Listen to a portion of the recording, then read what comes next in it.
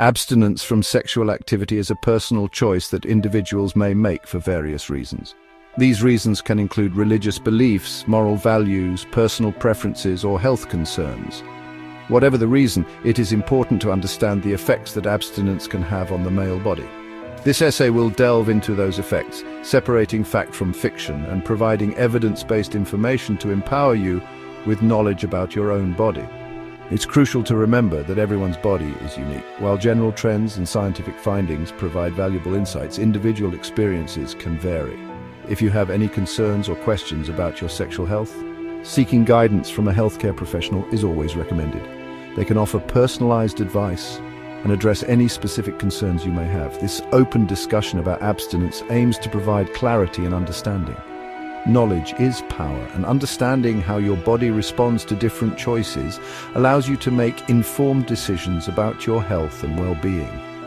Let's explore the various facets of male sexual health in the context of abstinence, starting with the fascinating process of sperm production. One of the most common questions surrounding male abstinence is the impact on sperm production.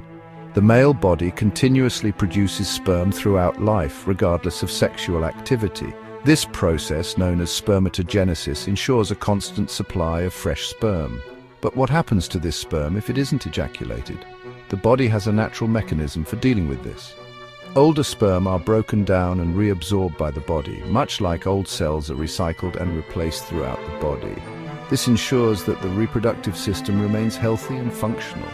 While some men may experience nocturnal emissions or wet dreams, especially during periods of abstinence, this is a normal physiological response and not a cause for concern. It's simply the body's way of clearing out older sperm and maintaining a healthy balance.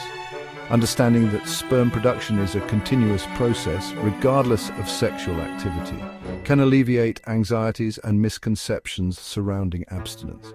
It highlights the remarkable adaptability of the human body.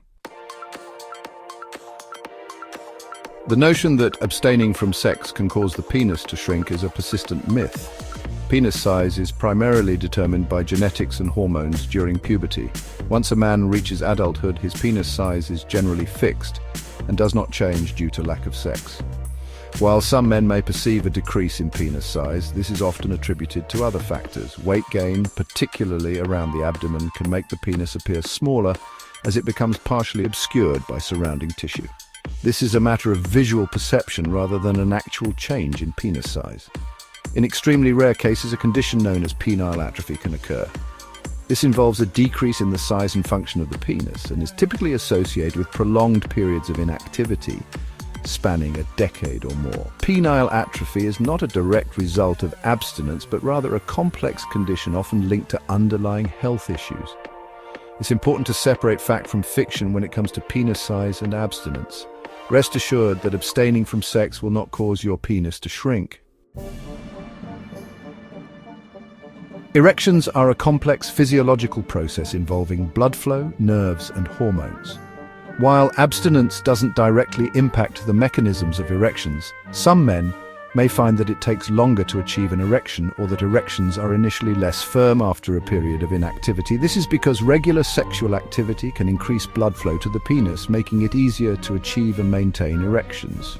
Think of it like a muscle that benefits from regular exercise. Just as muscles respond well to consistent use, the erectile tissues in the penis also benefit from regular blood flow. The good news is that any temporary changes in erectile function due to abstinence are typically reversible. As sexual activity resumes, blood flow to the penis increases, and erections typically return to their previous firmness and responsiveness.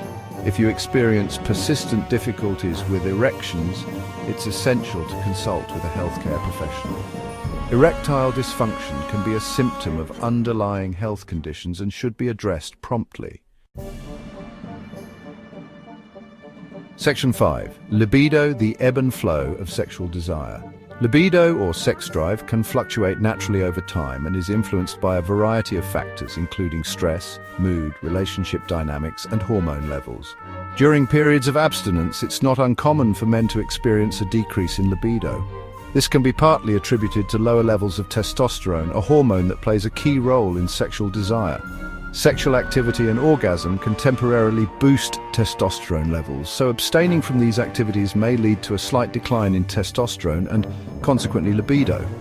However, it's important to note that visual stimuli and attraction can still trigger arousal regardless of time since last sexual activity. The human brain is wired for sexual response, and even in the absence of physical intimacy, thoughts, fantasies, and visual cues can elicit arousal. If you're concerned about a low libido, talk to your doctor. They can help determine the underlying cause and suggest appropriate treatment options, which may include lifestyle changes, therapy, or medication.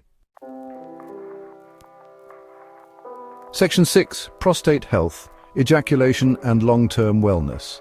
The prostate is a small gland located below the bladder that plays a crucial role in male reproductive health. There has been considerable research into the relationship between ejaculation frequency and prostate health, particularly the risk of developing prostate cancer. Some studies suggest that frequent ejaculation, whether through sexual intercourse or masturbation, may have a protective effect against prostate cancer. One study found that men who ejaculated 21 or more times per month had a lower risk of developing prostate cancer compared to those who ejaculated less frequently. While more research is needed to confirm these findings, there is growing evidence to suggest that regular ejaculation may promote prostate health. However, it's essential to consult with your doctor to discuss your individual risk factors and any concerns you may have about prostate health. Section 7. Muscle tone. Separating fact from fiction. The idea that abstaining from sex can lead to a decrease in muscle tone is largely a myth. Muscle tone is primarily determined by physical activity and exercise, not sexual activity. While sexual intercourse can provide a mild workout, it's not a substitute for regular exercise. Some men may notice a slight decrease in muscle mass if they significantly reduce their overall physical activity levels during a period of abstinence. However, this is more likely due to the decrease in physical activity rather than abstinence itself. Engaging in regular exercise, including strength training and cardiovascular activities, is essential for maintaining muscle tone and overall physical health, regardless of your sexual activity levels. Section 8. Seeking guidance, your health, your questions, your doctor. Understanding the effects of abstinence on the male body is essential for making informed decisions about your sexual health. While this essay has addressed some common questions and concerns, it's crucial to remember that everyone's body is different. If you have any concerns about your sexual health, whether related to abstinence or any other aspect of your well-being, don't hesitate to reach out to a healthcare professional. They can provide personalized advice, address your specific questions, and help you make the best choices for your individual needs. Remember, your health is your priority. Open communication with your doctor is key to maintaining your overall well-being.